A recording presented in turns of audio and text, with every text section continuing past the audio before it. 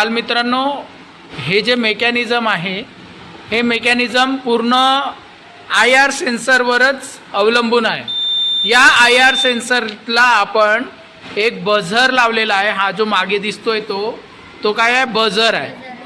ठीक आहे. या बझरला IR सेन्सर जोडलेला आहे आणि IR सेन्सरला एक बॅटरी सप्लाय दिलेली आहे. जेव्हा IR sensor electric waves transmit करतो आणि रिसीव करताना अशा पद्धतीने आवाज येतो.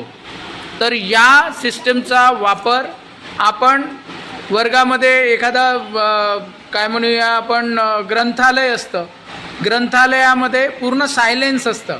एखादा मुलगा आत येत असेल तर हा बीप वाजेल. बीप वाजल्यामुळे काय होणार?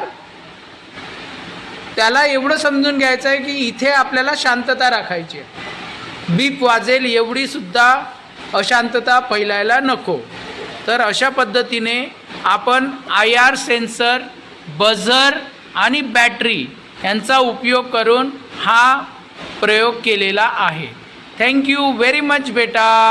आवडला का प्रोजेक्ट? तुम्ही बनवू शकता का असे प्रोजेक्ट?